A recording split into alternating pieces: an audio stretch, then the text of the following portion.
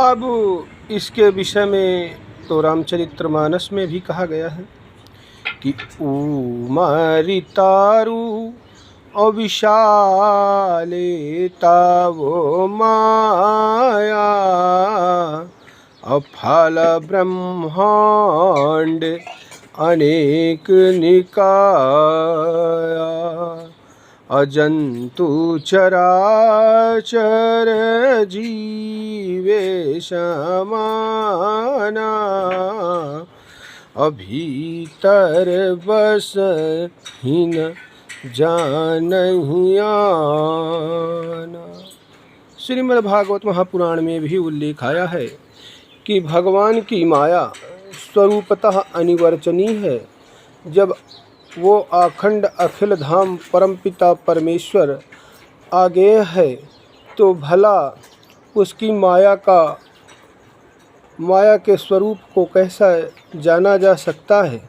तो संत लोग कहते हैं कि हे भगवान, जैसे एक बहुत बड़ा गूलर का पेड़ हो, उमर तरु विशाल तो माया, और उसमें अनेक फल लगे हों, उसी प्रकार ये आपकी माया एक बहुत बड़ा वृक्ष है और ये जितने लोग दिखाई दे रहे हैं ये सब उस माया में लगे हुए फल हैं।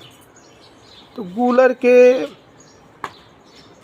फल के अंदर छोटे छोटे कीड़े होते हैं जिनको देहाती भाषा में भुनगा कहते हैं।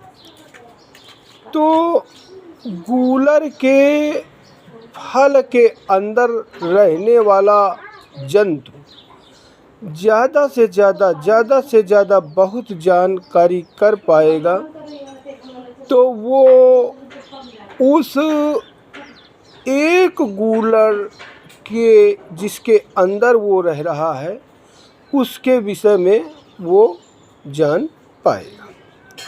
और गूलर के संपूर्ण पेड़ के बारे में, जड़ के बारे में, तना के बारे में या अन्य गूलर के बारे में वो जानकारी प्राप्त नहीं कर पाएगा। उसी प्रकार ये जो सूर्य हैं, चंद्र हैं, तारा हैं, ये अगणित असंख्य आकाश गंगाएं हैं जिनमें अरबों खरबों तारा हैं। तो ये भगवान के माया रूपी वृक्ष में लगे हुए फल हैं। और ये जो मनुष्य है ये उस पृथ्वी या सूर्य या चंद्र रूपी वृक्ष का फल के अंदर रहने वाला भुनगा है। मान लीजिए धरती पर रहने वाले प्राणी हैं, मनुष्य हैं, तो ये अधिक से अधिक, ज़्यादा से ज़्यादा उस लोक के बारे में जानकारी प्राप्त कर पाएंगे, उस पृथ्वी लोक के बारे में जानकारी प्राप्त कर पाएंगे। भगवान की जो अन्य आकाश गंगाएं हैं उनमें अरबों खरबों लोक हैं, उनके बारे में जानकारी प्राप्त नहीं कर पाए।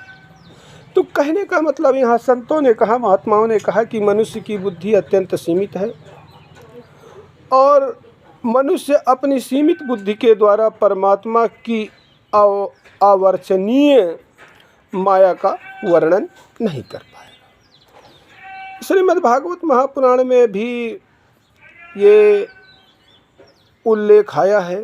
राजा परीक्षित ने कहा, वृषभ रूपधारी जब राजा परीक्षित और वृषभ रूपधारी धर्म और गौ रूपधारी पृथ्वी का मिलन हुआ तो राजा परीक्षित ने कहा कि भगवान समझ गया, आपने अपने दुख देने वाले का नाम इसलिए नहीं बताया कि ये सुख और दुख भगवान की माया है और सुख का क्या रहस्य है, दुख का क्या कारण है। मनुष्य अपनी सीमित बुद्धि के द्वारा इसका अनुमान नहीं लगा सकते।